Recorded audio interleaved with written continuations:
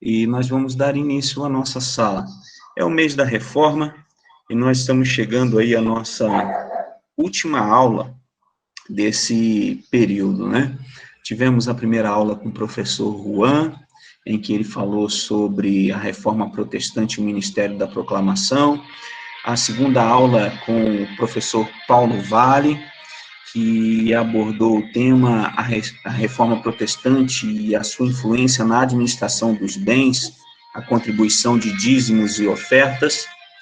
Na semana passada, tivemos o professor Israel Belo de Azevedo, que tratou da reforma protestante e a formação do pensamento batista, e hoje temos o prazer de receber o professor Luiz Saião aqui conosco. O professor Luiz Saião é alguém que eu conheço aí de longa data, desde que eu trabalhava lá na Convenção Batista Fluminense, lá nos idos de 2002, 2003, nos congressos, né, de educação, lá em Gruçaí, um tempo muito bom. Depois disso, consegui manter contato com o professor Luiz Saião. O professor Luiz Saião é teólogo, é linguista, é hebraísta, com seu mestrado na USP.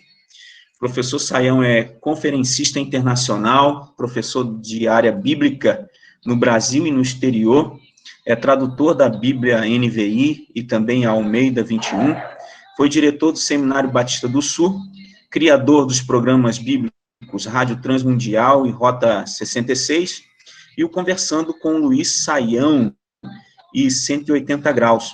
O professor Saião é pastor da Igreja Batista Nações Unidas, em São Paulo, autor de diversos livros, santista, gente boa, que vai compartilhar desse momento aqui conosco, tratando da reforma protestante, política, educação e sociedade. E eu vou pedir para que, nesse momento, nosso diácono Paulo Poças, Paulo está na área aí, possa orar para darmos início. Bom, não tive o retorno do Paulo, vamos mudar. Wilter, você está por aí? Sim, estou. Então, Wilter, por favor, vamos orar aí pelo professor, a condução desse tempo. Sim. Pai Santo, obrigado, ó Deus, porque em tudo, ó Deus, o Senhor preservou a tua palavra, ó Deus, através dos tempos. Obrigado, ó Deus, porque ela pôde chegar até nós viva e eficaz. Obrigado, Senhor, porque o Senhor capacitou homens, ó Deus, ao longo da história, que pôde escrever nela, ó Deus, a tua vontade. E com o passar do tempo, Senhor, tu colocaste homens, ó Deus, inspirados, que puderam, ó Deus, trazer as escrituras também a nós. Obrigado, ó Deus, porque o Senhor é quem capacita. Obrigado, ó Deus, porque é o Senhor quem dá condições, ó Deus, da tua palavra prosseguir. Pai Santo, te louvamos, ó Deus, por tudo isso. Te louvamos, ó Deus, por essa hora bendita, onde podemos, ó Pai amado, ouvir da tua palavra. Pedimos, Senhor, que o Senhor capacite teu servo, ó Deus, Luiz Saião, que ele possa, ó Deus, transmitir, ó Deus, a tua palavra neste momento, que não venha falar de si próprio, ó Deus, mas somente da tua palavra, ó Deus. Sabemos, ó Deus, que é o Senhor quem dá direcionamento, e a tua palavra alcança, ó Deus, aquele que precisa ser alcançado.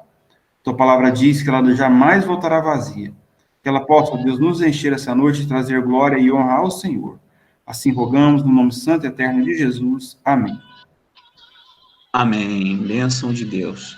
Lembrando que o conteúdo depois ficará disponível no nosso canal do YouTube, desde já agradecendo o nosso irmão Jaziel, que faz a gravação e depois disponibiliza o conteúdo em nosso canal no YouTube. Pastor Saião, sua imagem agora fixa na tela. É com o senhor. Deus abençoe. Muito bem, boa noite a todos, graça e paz, é um prazer, uma alegria estar com todos os nossos queridos de Goiânia e outros aí que estejam sintonizados com a gente aqui, né?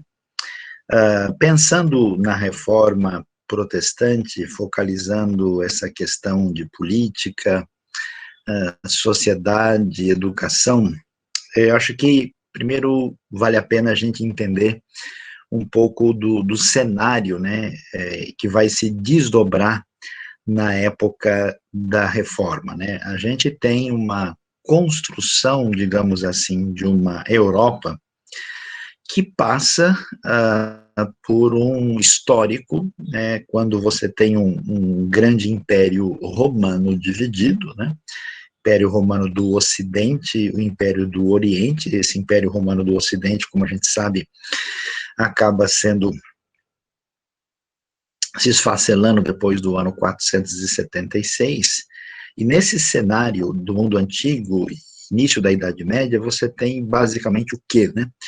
Você tem um império grandioso, poderoso, e diversas tribos que existem, às vezes de maneira até seminômade, sem uma identidade política muito definida, né? E é interessante porque quando a gente tem o processo de cristianização, evangelização dos povos europeus, né, que começa com o mundo greco-latino, depois o mundo germânico e finalmente termina nos eslavos e digamos assim, nos escandinavos propriamente ditos, né? Nós temos um fator interessante, que essa ideia da fé cristã, que você não tem mais um Deus nacional, um Deus limitado, e que ele é um Deus de todos os povos, isso estabelece esse conceito de cristandade, né, de englobalização de todos os povos debaixo de uma determinada referência que define tudo. E aí o que acontece? Como o cristianismo vai crescer dentro do Império Romano, e a gente vai ter uma separação de história, porque o Império Romano do Oriente, né, vai permanecer no contexto bizantino e não vai ter muita influência no mundo ocidental, propriamente dito, na Europa Ocidental, nós temos uma construção de uma cristandade que, em parte, vai herdar esse conceito, né, de globalização político-religiosa, a partir de uma referência que é desdobrada dentro de uma ideia de que, de certa forma, o reino divino está presente, com seu histórico que é vindo do Império Romano, né?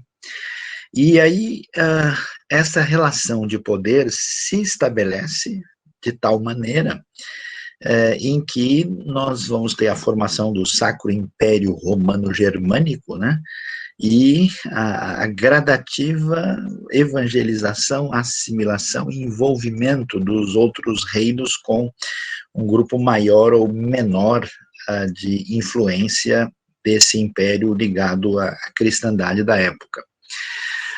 Ao mesmo tempo, nós temos nessa construção histórica política um momento em que também você tem um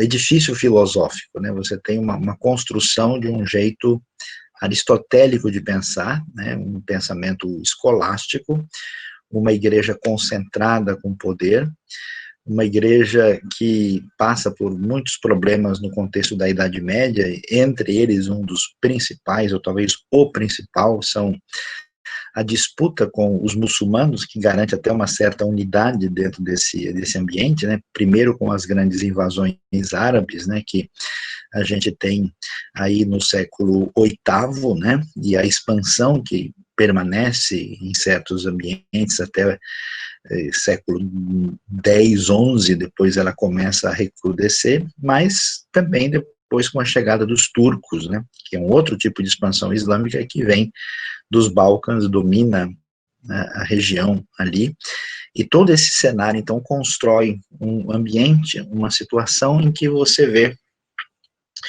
uma igreja de poder concentrado, o povo cristianizado de uma forma, eu diria, um tanto quanto superficial, né?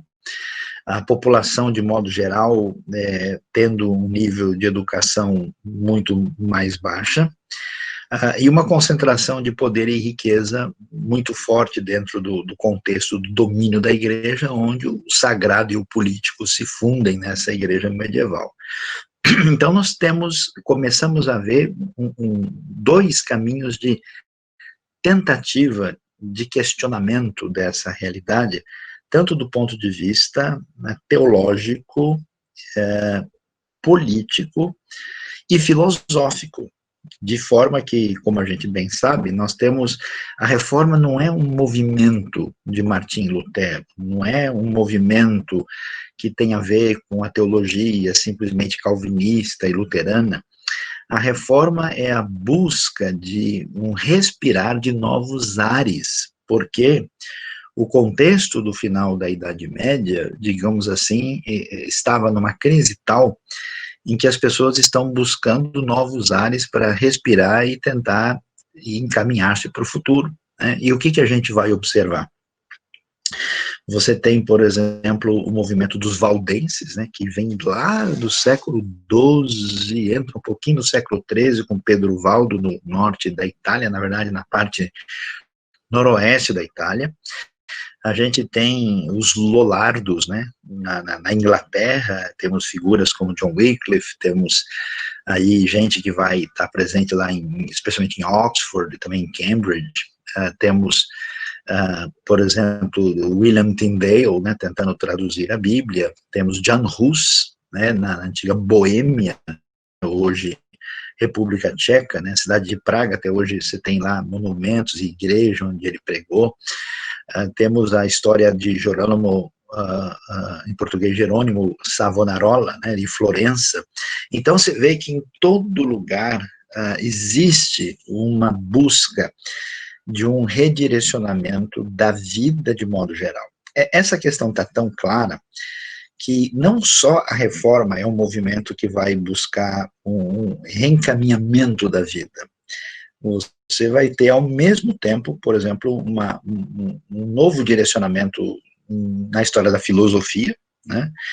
Tanto é que vai surgir o famoso movimento empirista em inglês, né, com o famoso Francis Bacon, né?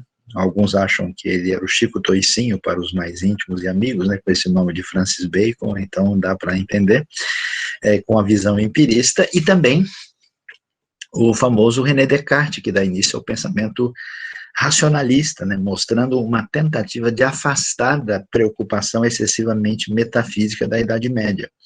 E na Itália, especialmente Florença, né, com desdobramento para outros lugares, você tem o Renascimento italiano, em que é um movimento cultural. Então a gente vê que a coisa estava num limite muito significativo, e várias das reformas, né, inclusive nós que somos de contexto batista, ainda que, claro, ninguém vai dizer que batista é a mesma coisa que anabatista, mas que tem alguma sintonia de algum tipo, sim, né, os movimentos anabatistas que surgem aí no final do século XV, começo do século XVI, envolvendo Graber na Alemanha, envolvendo Felix Manz na Suíça, envolvendo também lá em Innsbruck, Jakob Hutter, envolvendo gente, por exemplo, como os Menonitas, que é um grupo que vai perdurar até hoje, né, com Menno Simons, né, a Holanda,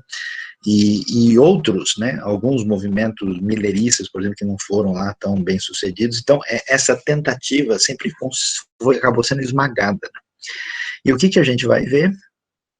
A gente vai ver um caminho de reforma a partir de uma conjuntura de elementos que envolvem as questões econômicas, sociais, políticas, teológicas e, vamos dizer, filosófico-educacionais também. Né? Por quê?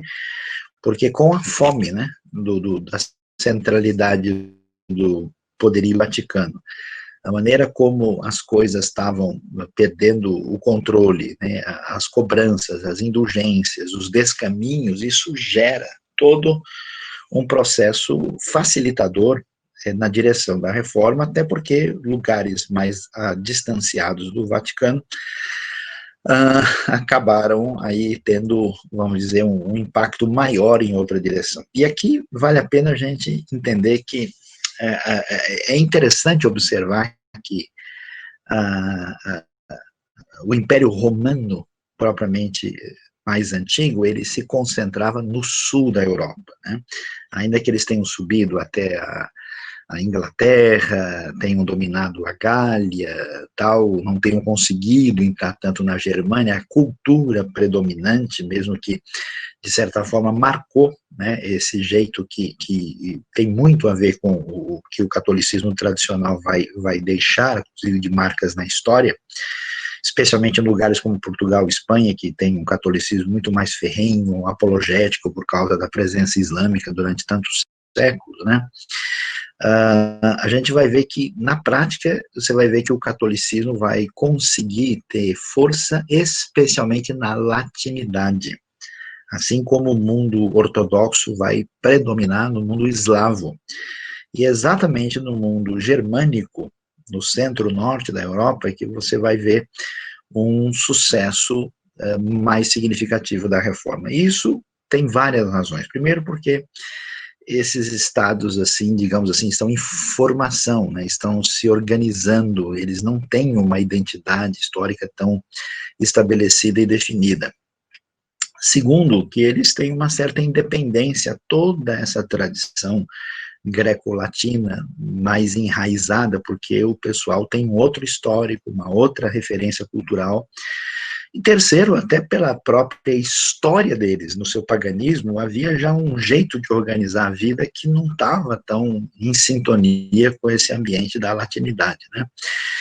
Somado todos os outros elementos, então você tem um caldo de efervescência que vai favorecer o desdobramento da reforma quando a gente pensa em questões, vamos assim dizer, políticas e sociais que vai ter um espaço significativo. Então a gente vai ver, por exemplo, né, que você tem uma reforma vitoriosa calvinista na Suíça, né, com gente que, como o John Knox, que foge da Escócia no momento difícil, vai estar lá com Calvino, né, e Farel, e vai estabelecer Genebra, né, a Suíça vai ter a sua formação peculiar e vai ter também a reforma predominante na Suíça de fala alemã, com Zwinglio, mas é interessante ver a questão que envolve Lutero, né, porque vocês sabem que não existe Alemanha, né, a Alemanha era uma reunião de diversas tribos germânicas, cada uma falando o seu dialeto, que, aliás, uma boa parte deles ainda é falado, né?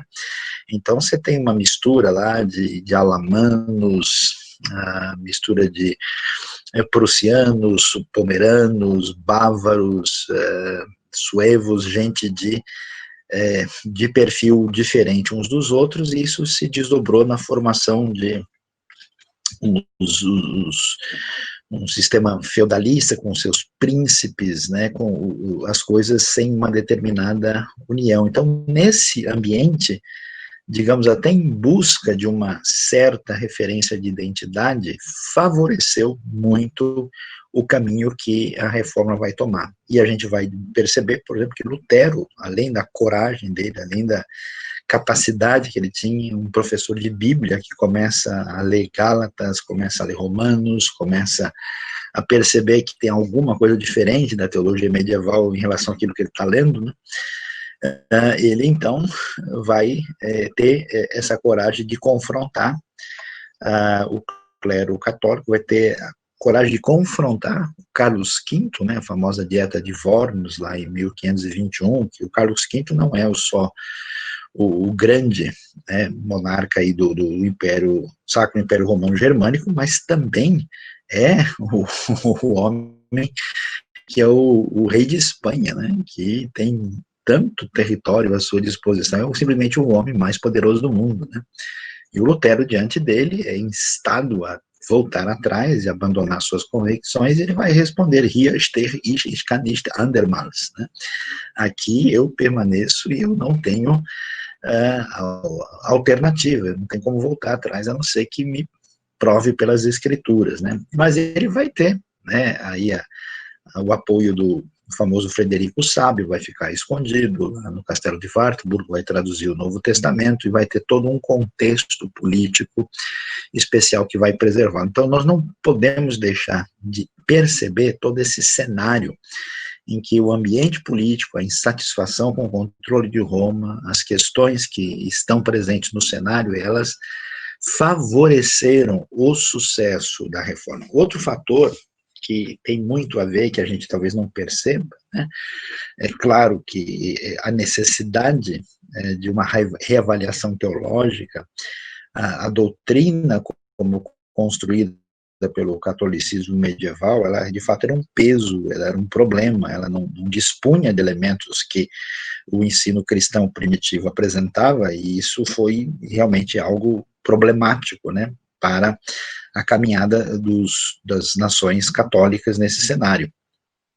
O que a gente vai perceber é que o ambiente, né, luterano nesse momento, no contexto da sua reforma, vai ter ao seu lado uma das coisas mais importantes para o sucesso da reforma, que foi exatamente a invenção, né, da prensa e do Johann Gutenberg, né, que isso vai fazer com que os livros caiam de 70% a 80% de valor do preço, e que eles sejam multiplicados rapidamente, e os reformadores não só traduzem a Bíblia, né, tem essa proposta de traduzir a Bíblia no vernáculo, mas também traduzem, escrevem, né, e as ideias, elas são fomentadas e se multiplicam rapidamente. Então, é uma revolução tecnológica, que, aliás, vai acontecer no ambiente alemão, que vai favorecer esse cenário. Tanto é que nem todo mundo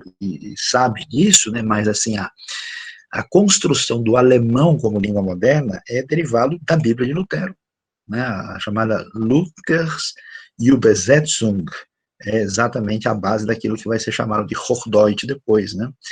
De certa forma, as primeiras traduções da Bíblia em inglês, né, desde Wycliffe Tyndale e depois com a Authorized Version, que vai ser a Bíblia do King James de 1611, ela também vai meio que ser uma espécie de padronização dos diversos falares distintos, né, e vão marcar também a história da língua inglesa, porque, de qualquer maneira, ainda que seja controvertida, lá se tem uma reforma anglicana. No mundo francês, a reforma não vai conseguir prosperar por causa da noite de São Bartolomeu, e nós vamos ter apenas, né, a região da Suíça francesa, mas que tem um grande impacto, mas não tem um desdobramento cultural significativo no ambiente de cultura francesa. Mais tarde, essa reforma luterana vai ter desdobramentos que vai atingir a Escandinávia, né? Então, vocês sabem muito bem que Dinamarca, Suécia, Noruega, Islândia e Finlândia são países oficialmente luteranos e vão ter essa relação cultural com a Alemanha, que só vai se unificar em 1870, na época de Otto von Bismarck, né, com um predomínio, inclusive, prussiano nesse processo, né. E é interessante observar também que os grupos da Reforma Radical, né, tanto os anabatistas como os grupos posteriores, né, que vão surgir, eles acabam sendo perseguidos de tal maneira nesses estados europeus que eles vão embora, vão migrar, né, grande parte vai para os Estados Unidos, para a América do Norte, até para outros países. Os menonitas, por exemplo, acabaram indo até para a Rússia, né, porque a coisa, né, estava russo antes de ir para a Rússia, o negócio estava muito difícil, né, e aí então a gente vê isso. O que a gente vai perceber nesse cenário? O que a reforma vai fazer? A revolução que está presente nesse contexto da reforma envolve, primeiro, abrir mão de dois elementos fundamentais que organizavam o pensamento no final da Idade Média e que trazem uma revolução completa na sociedade onde a fé protestante evangélica vai predominar. Primeiro é abrir mão da perspectiva mística e mágica que era muito predominante no mundo antigo. Conhece até na realidade brasileira toda essa coisa exageradamente, né, voltada para o universo mágico, a reforma vai se afastar disso. Grande parte, né, do misticismo católico tem esse elemento presente, né? E também se afasta da ideia de que a verdade, a diretriz divina, está na organização, né, na igreja propriamente dita, a famosa frase extra ecclesia nulla salum, né, fora da igreja não há salvação. Rompendo com isso, a reforma vai ter uma revolução extraordinária que tem base teológica. Por quê? Porque a verdade não está na experiência mística, a verdade não está na instituição, a verdade está no livro, a verdade está num texto. E porque a verdade está nesse texto, isso significa, em primeiro lugar, que ninguém tem poder sobre a verdade, propriamente dito, porque ela está deslocada de pessoas ou instituições, ela está lá no livro. E não só ela está no livro, como agora o livro está colocado de maneira disponível para que as pessoas leiam e examinem. Isso causa uma mudança muito grande, porque o indivíduo, no contexto da reforma, ele vai se tornar uma espécie de senhor da história. Quando a gente visita Wittenberg, né, visita lá a igreja onde o Lutero pregou, tal, tem uma coisa muito interessante, que é um quadro que mostra, assim, como é que o homem medieval vivia e como ele se via. Aí você vê, assim, um monte de coisas assustadoras, como se fossem demônios e elementos maus, né, e o indivíduo, assim, acabrunhado, apavorado, assim, tentando se esconder para se livrar daquilo. E logo do lado aparece uma escultura, né, do Lutero, muito interessante, e essa escultura parece o Lutero bem assim, né, confiante, com a Bíblia aberta na mão, olhando como quem diz, eu me torno senhor do meu destino com esse livro aberto. Então, esse elemento do Sola Escritura traz um novo olhar para a realidade, traz um esvaziamento do poder centralizado, traz uma ideia de igualdade entre as pessoas, já que ninguém é detentor da verdade per se, mas a verdade está no livro, e traz uma exigência fundamental, que é, se é fato de que o caminho divino para o ser humano está no livro, logo, todo mundo precisa aprender a ler e a escrever e a pesquisar o que temos nesse livro. Por isso vai acontecer uma coisa muito interessante. As sociedades de influência da reforma vai entrar numa caminhada bastante especial, que vai ser uma caminhada de revolução na área de educação. Por exemplo, quando você tinha a educação, né, medieval, né, essa educação medieval era uma educação totalmente voltada para os aspectos mais abstratos, mais filosóficos, pensando numa filosofia de Tomás de Aquino, tendo uma relação, assim, com o conhecimento que era voltada apenas para as elites, e uma educação essencialmente filosófica e metafísica. Na reforma, particularmente luterana, o que vai acontecer? Nós vamos ver um papel muito importante de alguém que não recebe todo o crédito que merece, que é o Philip Melanchthon, né? E a partir do trabalho de Melanchthon, que na verdade era alguém muito mais, digamos, profundo que o próprio Lutero, que escreveu muitas obras e que na verdade revolucionou a educação no ambiente germânico e criou um modelo que acabou afetando a história de educação em toda a Europa. E aí nós vamos ver uma coisa interessantíssima, porque historicamente, você sabe que o norte da Europa, o centro-norte, é bárbaro, né? as tribos germânicas ancestrais dos alemães, dos holandeses, né, austríacos, ingleses, escandinavos, eram todos bárbaros e, inclusive, assustavam, né? As igrejas do norte da França, no século VIII, tem inscrições lá que dizia de furia normanorum libera-nos domine, né? Livra-nos, Senhor, da fúria dos homens do norte, né? E agora, o que vai acontecer?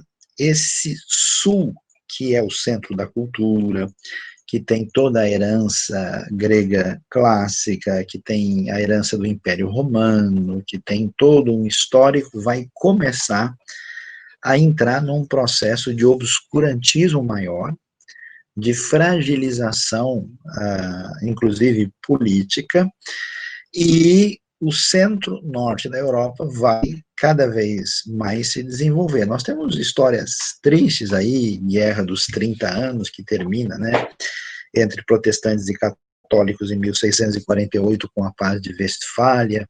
Vamos ter depois Guerra dos 100 Anos também, envolvendo França e Inglaterra. Tem uma série de coisas aí terríveis, né, inclusive em ambientes onde católicos e protestantes às vezes trocam de lugar e de poder, como aconteceu no ambiente britânico, por exemplo, em que realmente é lamentável e muito dolorido. Né? Mas com o passar do tempo, por causa da ideia de descentralização de poder, por causa da ideia de que a verdade está num livro, por causa da outra ideia protestante de sacerdócio universal de todos os crentes, porque o caminho católico, né, era um caminho, vamos dizer, sacerdotalista, no sentido em que você tem que passar pela burocracia, vamos dizer, religiosa, né? Você tem que fazer a confissão, você tem que passar pelo sacramento, você não chega direto lá em cima.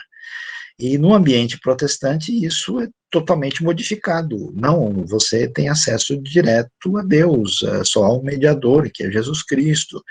Nós é que somos sacerdotes. Os ministros protestantes, eles são pastores ou são reverendos, tal, mas eles não são sacerdotes no sentido católico. A mentalidade sacramentalista, ela perde muita força, e existe todo um encaminhamento em que o indivíduo, vamos dizer, desenvolve uma autonomia e desenvolve uma atitude de liberdade que vai facilitar e eclodir, né, aí nessas transformações que a gente vai ver nas sociedades da Europa Central e do Norte, que se tornam protestantes. Então, com o passar dos anos, nós vamos vendo essas sociedades se desenvolverem em termos democráticos, se desenvolverem em termos de educação, se desenvolverem em termos de progresso e de ciência, se desenvolverem em termos de equilíbrios sociais, e com,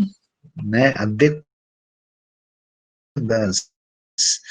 décadas mais, inclusive no último século, nós vamos ver isso ainda mais acentuado, que os países que permanecem, as culturas que permanecem com uma conexão maior, né, com essa realidade mais próxima da visão latina medieval, acabam ficando num segundo plano, consegue ainda um certo tempo de respiração, né, a partir especialmente do processo que envolve o domínio das suas colônias, mas com o tempo vão perdendo força, porque de fato a sociedade protestante, ela acaba tendo uma grande transformação. E é interessante a gente ver isso, porque se a gente olha o mundo de hoje e tenta avaliar, o que a gente observa de alternativas? Claro, nós temos certos ambientes no mundo que a gente não tem nem o que comentar, né?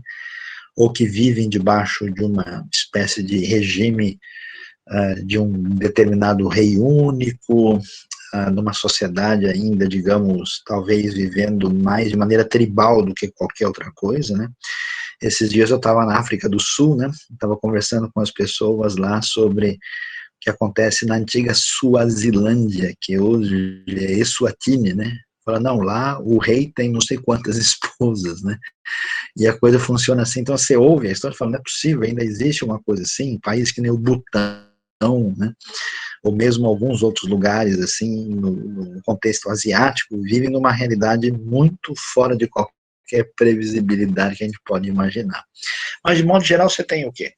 Você tem os países de inspiração de cultura islâmica, que em grande parte tem uma tendência a uma teocracia dominante, e em quase todos esses cenários, a realidade democrática, a realidade de liberdade, a realidade de educação, você não consegue encontrar um modelo que seja inspirador para qualquer perspectiva promissora em relação ao futuro.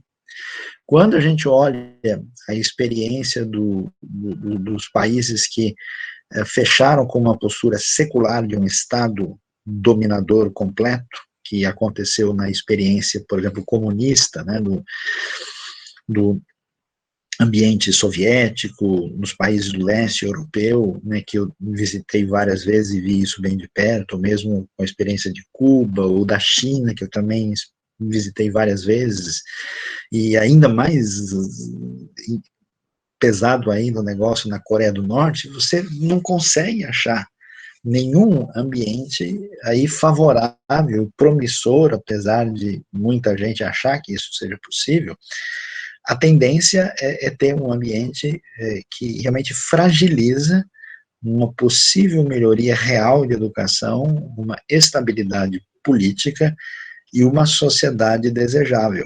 Por incrível que pareça, com todos os seus males, com seus problemas, com suas dificuldades, exatamente nas sociedades ocidentais, principalmente de formação protestante evangélica na sua raiz, é que você encontra sociedades mais equilibradas, com maior teor de democracia, um nível mais elevado de educação, e você vai ver que hoje a gente tem uma impressão de que a Europa é a Europa porque é a Europa, mas não é o caso, né?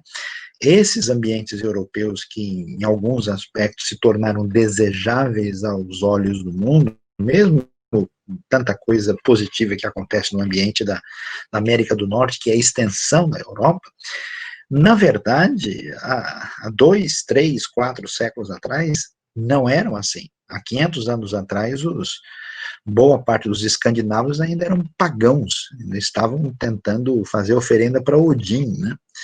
A coisa tinha um outro perfil, né? Foi exatamente a presença da reforma, o impacto da Bíblia, a importância da educação, o valor do indivíduo, uma vez que você declara, né, que só Deus é o Senhor e que não há verdade fora do texto, todo mundo entra num elemento de equiparação uns perante os outros.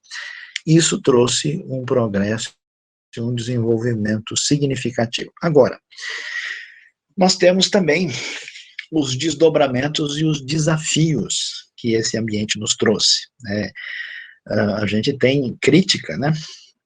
Aquele sociólogo gaúcho, o Viana Mug, né, que escreveu tentando fazer uma comparação entre a sociedade protestante, os bandeirantes e os pioneiros, para fazer um contraste, né, como é que foi a realidade na América do Norte e no Brasil, avalia uma série de elementos aí.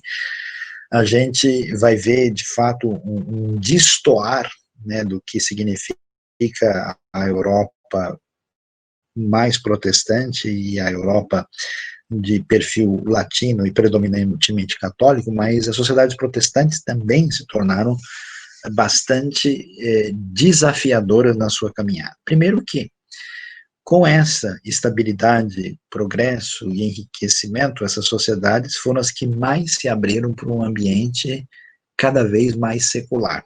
Porque uma vez, né, que a gente define que a coisa está na nossa mão e que no poder da razão nós podemos avaliar e decidir tudo, houve um processo de desgaste, de fragilização, inclusive os países mais seculares do mundo que a gente conhece hoje, em grande parte são países de tradição protestante, lugares como Suécia, lugares como Holanda, né, e até mesmo hoje Inglaterra, são países extremamente secularizados, né. O outro aspecto que é a grande dor do protestantismo, e nesse caso ela é sentida até mesmo na realidade brasileira, é que uma vez que a gente tem a oportunidade do livre exame, e que nós podemos avaliar, então a pergunta é, até que ponto as nossas diferenças justificam a nossa desunião?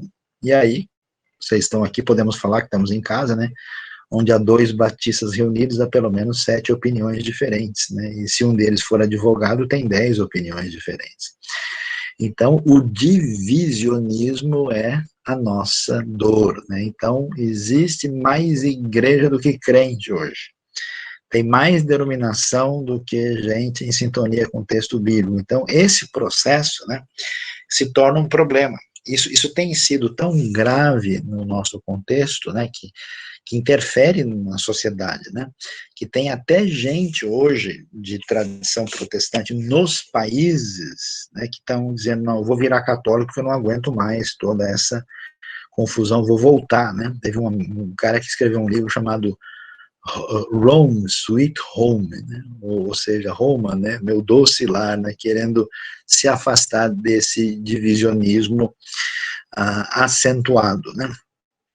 E, portanto, nós temos essa situação que representa um desafio grande para nós, né? A desunião, o nível de desdobramento dessa liberdade que, de certa forma, no mundo ocidental, se tornou, em parte, libertinagem. Em muitos ambientes nós tivemos uma erosão da fé, uma fragilização, e que é um desafio. Na realidade brasileira, que é um protestantismo mais novo, e um protestantismo mesclado, né, nosso protestantismo não é, assim, muito característico em relação aos países de origem, nós ainda temos um impacto menor do secularismo, mas em alguns ambientes essa situação é uma situação bastante, vamos dizer, preocupante e que é algo que a gente tem que pensar e tem que enfrentar.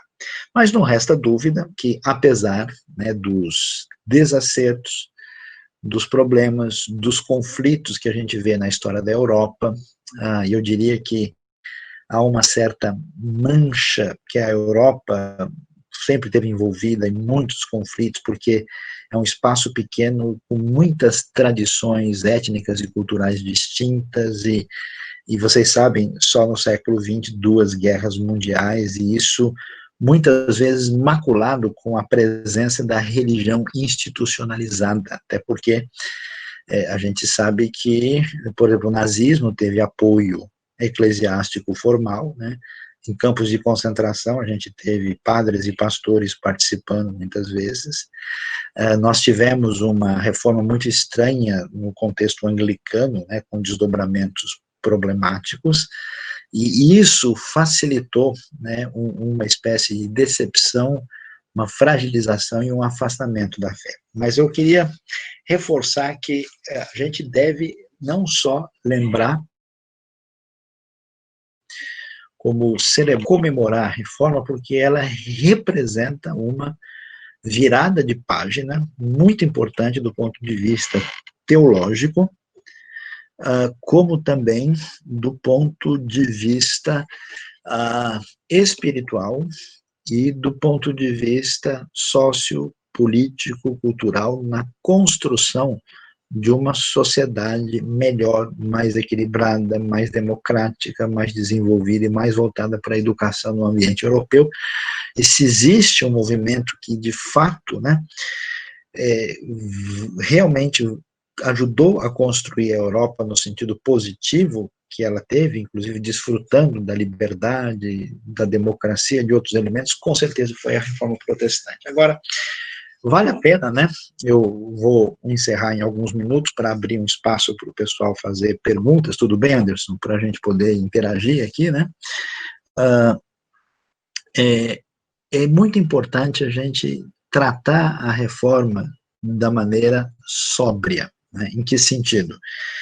Que os seus predicados positivos devem ser ressaltados, os reformadores precisam ser lembrados e o seu papel, mas é muito bom olhar para onde os reformadores olharam. e não fixar os olhos neles, né? De modo que a importância, por exemplo, você pega alguém que nem Calvino, né? O Calvino é o primeiro indivíduo na modernidade que começa a tentar fazer comentários de explicação do sentido do texto bíblico, né?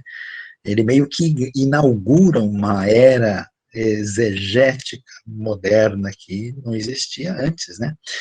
Calvino não estava interessado em promover o seu próprio nome, ele estava interessado em promover os conceitos corretos que envolvem o sola escritura, solo Cristo, sola gratia, sola fide, né, solo Deo glória, esses conceitos fundamentais. Se a gente olhar para a vida de Calvino, de Lutero, de Zwingli, vamos ver até os problemas de reformadores que se envolveram com coisas que a gente nem queria ouvir de novo.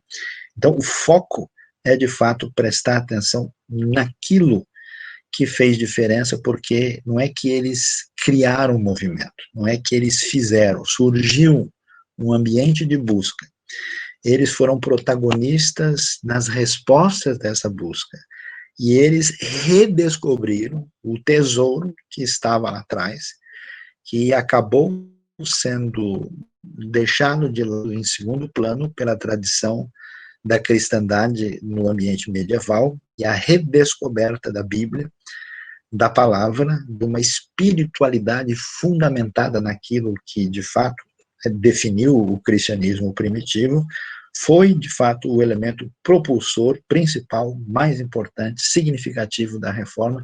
E se a gente quer, né, de alguma maneira, ter ligação com essa reforma, certamente a gente não deve olhar tanto para os reformadores, mas com eles olhar para onde eles olharam, que é exatamente para a centralidade da Escritura e das suas verdades que permanecem para sempre. Amém. Diante desse apanhado geral, queria abrir espaço, então, para a gente agora ter um momento de conversa, de perguntas, resposta, interação, né, sobre aquilo que faz parte da nossa conversa desta noite.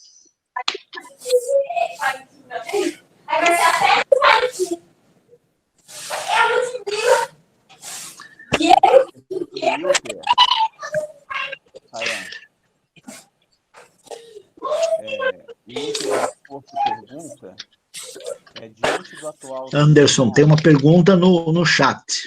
Não sei se você quer... Estou lendo ela. Sim.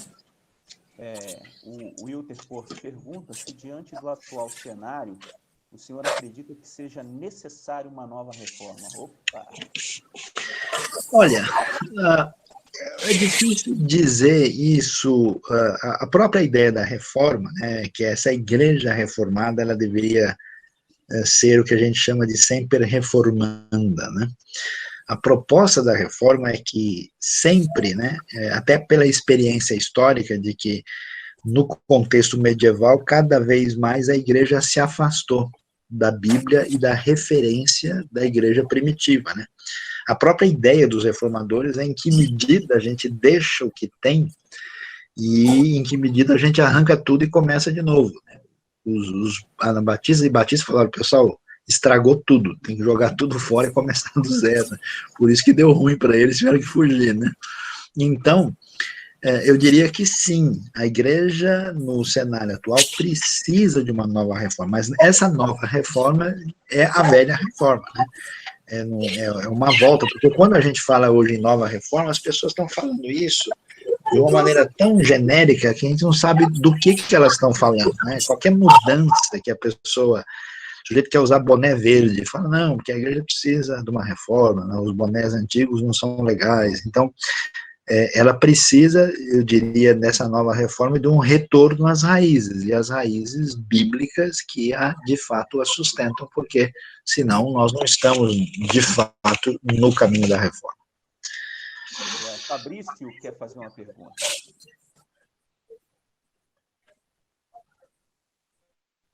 Vai, Fabrício.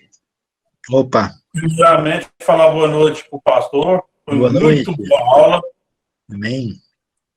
Durante a explicação do pastor, o senhor disse que nos campos de concentração havia padres e pastores, correto? Eu queria Correto. saber, eles agiram ativamente, comandando e ordenando, ou estavam ali só para amenizar o sofrimento de quem estava recluso? Não, veja, nós tivemos gente da igreja, vamos dizer, porque na Alemanha você acabou tendo o que a gente chama da igreja do Estado, né, que é a igreja luterana, né, e o pastor é um funcionário do Estado. Quando o nazismo domina o Estado, domina a igreja. Uma parte da igreja se revolta e se levanta, né, a famosa história do Dietrich Bonhoeffer, né, e aí você tem o que é chamado de igreja confessante. Mas uma boa parte dos pastores alemães não se incomodavam com o nazismo.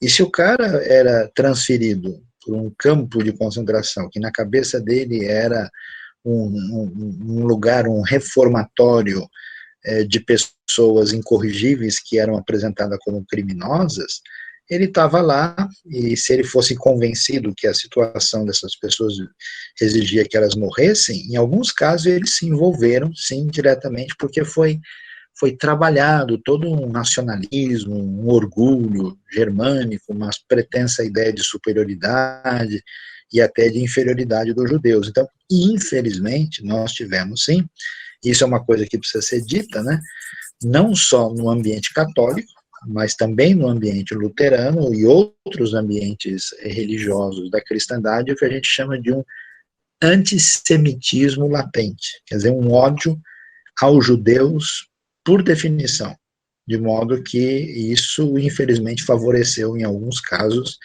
uma atitude de perseguição ostensiva e, às vezes, é triste dizer, mas é verdade, em nome de Jesus.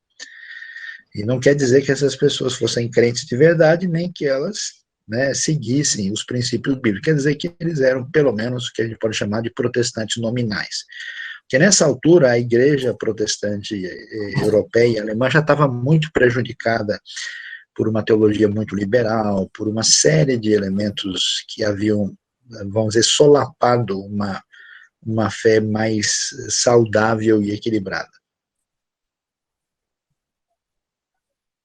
Compreendido.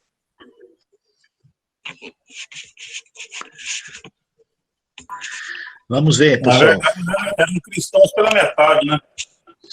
Talvez nem pela metade, acho que no máximo uns 10%. Né? Só o dízimo. Queria aproveitar ainda o resto de minuto que ainda falta. Queria fazer uma pergunta, é o Wilton. Sim. Nós batistas, temos origem nesse movimento protestantismo ou não? Então, essa discussão é uma discussão, assim, que acaba tendo, às vezes, dois enfoques diferentes, né? A verdade é que, do ponto de vista, vamos assim dizer, histórico, a gente não está tão ligado diretamente ao movimento do jeito que ele surgiu, né? Porque o que acontece é que houve um movimento análogo ao dos batistas, que foi esse movimento anabatista que surgiu em ambientes como Alemanha, Suíça, Holanda, mas esses movimentos não conseguiram permanecer, a maior parte deles foi destruída, aniquilada, fugiram. Quem mais sobrou como grupo foram os menonitas, mas onde os batistas, assim, digamos, prosperaram foi na Inglaterra, e da Inglaterra vieram para a América do Norte, aí você tem, né, inclusive muitos até associam a nossa realidade brasileira como uma ligação com os batistas ingleses, né, e claro, depois com os batistas americanos aqui. Então, historicamente, você vê um elemento de uma certa distinção. No entanto, isso que é importante, do ponto de vista teológico, os batistas não inventaram a roda, né? Eles não escreveram a Bíblia, eles estão em sintonia com as principais referências da reforma. Então, mesmo que os batistas não sejam os que estão presentes numa reforma luterana ou calvinista, eles sempre concordaram com o sola escritura, concordá-lo com solo Cristo, a salvação só pela fé, pela graça, as coisas essenciais. Os batistas tiveram um posicionamento diferente, especialmente em termos de eclesiologia, né, e em termos também da ceia, do batismo, né, até aumentou a responsabilidade do indivíduo, por isso que os batistas vão prosperar na América do Norte nesse ambiente não monárquico, né, de separação de igreja do Estado, né. Então, assim, não dá para os batistas querer dizer, não, a gente é diferente, porque a gente tem uma ligação teológica, assim, de sintonia. Então, nesse sentido, a gente faz parte do protestantismo evangélico, ainda que possa haver elementos históricos um pouco diferentes. Ok, pastor. Pergunta do Perfeito. Éder Araújo aqui. O Éder pergunta o seguinte: Pastor Luiz Saião, a ideia inicial da reforma protestante, acredito que não era criar divisões na cristandade. Tantas denominações hoje pode ser um sinal de que o cristianismo não está centrado na mensagem da cruz e que estamos precisando de um novo avivamento? Eu acho que, de modo geral, com ou sem denominações, a gente pode dizer que, infelizmente, a maioria do cristianismo presente realmente não está centrado na mensagem da cruz e precisa de um avivamento bíblico real. Isso é fato. Agora, a questão das denominações, a gente tem dois lados nessa história, né? Primeiro é o seguinte: por que nós temos várias denominações? Como a gente mencionou, o movimento da reforma não iniciou combinado, né?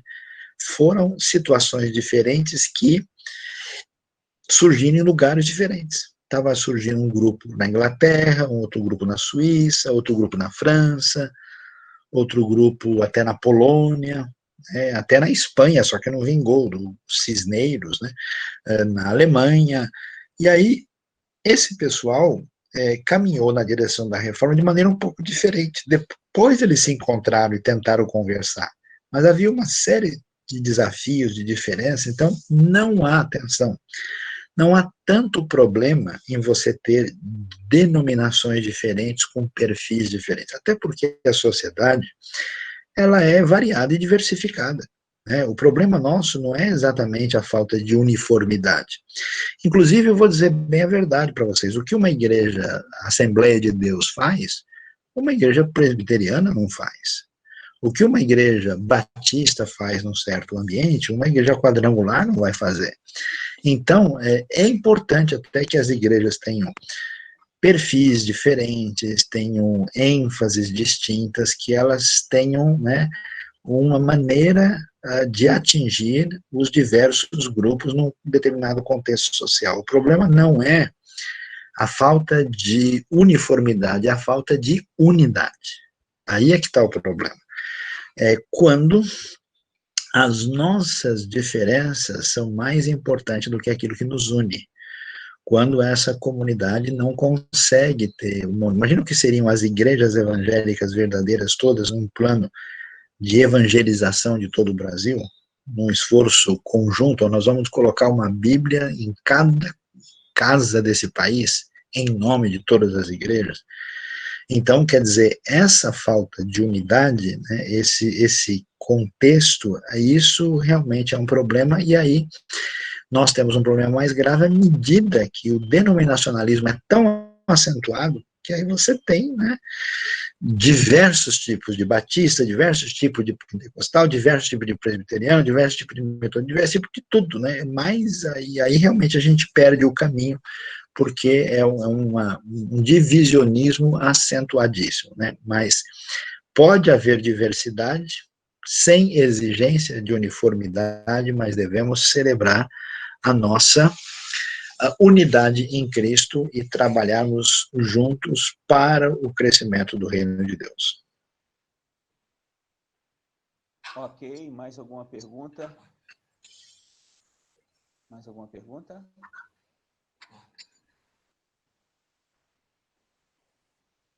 Vamos lá, um de cada vez. Isso. Eu lembrei, pastor Saião, quando falou lá da pluralidade de opiniões no meio batista, né? Uhum. Dizem que um avião caiu numa ilha com 3 presbiterianos, 4 metodistas e 2 batistas. E aí, naquela ilha, os presbiterianos se juntaram, fundaram uma igreja presbiteriana, né? Os 4 metodistas lá se juntaram e fundaram uma igreja metodista. E aí, os 2 batistas, um fundou a primeira igreja batista da ilha e o outro a segunda igreja batista da ilha. O mais grave de todos foi o batista que naufragou, né? E ficou na ilha sozinho, né? E depois de 6 meses o pessoal achou ele lá sozinho na ilha, foi ver, ele tinha construído 3 igrejas. Aí falaram, escuta, mas o que foi que o senhor fez aqui, né? Aí ele disse, não, eu construí a minha igreja aqui porque eu sou batista tradicional, eu só uso, inclusive, cantor cristão, eu sou da velha guarda, e a minha igreja é essa aqui. Mas como eu não sou muito radical, vai que chega alguém aí, né, que pensa diferente, que quer cantar corinho moderno, vai usar, né, coisa aí de violão e bateria e tal. Então eu, para não arrumar confusão, já fiz uma outra igreja aqui, o pessoal chegando pode ir naquela lá. Não, tá bom, então essa aqui é a sua, tradicional, a outra é mais contemporânea, mas aqui tem aquela outra, aquela terceira, e aquela ali, por que você fez ela? Aquela ali é um absurdo, rapaz, eu nunca vou entrar nela. Então ele mesmo tinha construído a igreja que ele nunca vai entrar. Então é mais ou menos um pouco do que acontece com a gente muitas vezes, né? É verdade. Bem, aqui a resposta para o Éder aconteceu hoje, Gilson, só me perguntando se estava contente. O Éder foi a contento. O pastor Saião respondeu sim aí sobre um novo avivamento, sobre as tantas denominações. Mais alguma pergunta? Respondeu sim, pastor. Respondeu sim. Perfeito. Ótima resposta. Valeu, Éder. Joia. Cadê o nosso amigo Evaldo Rocha? Estava por aqui, Saião. Cadê ele? Está quietinho ali, o Evaldo. O Evaldo é pastor da PIB de Seropédica, no Rio de Janeiro. Opa. Tá aqui com a gente. Bom demais. Gente, vamos encerrar então. Pastor Saião, suas considerações finais. Bom, eu diria que nos nossos dias nós estamos em tempos difíceis, né? Porque, de fato, nós temos aí realidade, digamos, pós-moderna e relativista, né? Onde a verdade acaba sendo muito prejudicada. Nós temos, ao mesmo tempo, a ameaça de sistemas totalizadores, né, que se apresentam como se fossem substitutivos desejáveis, né, daquilo que deve dirigir a nossa vida. O fascínio por que eu acho que é exatamente o oposto do espírito protestante evangélico, né? É o fascínio de abrir mão da sua liberdade para entregar a sua vida ao controle de alguém, né?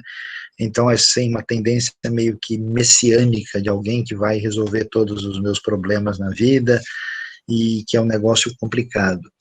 E, ao mesmo tempo, um mundo marcado por satisfação dos desejos imediatos, um universo consumista, um universo de permanente insatisfação e ingratidão de uma população ansiosa que está sempre...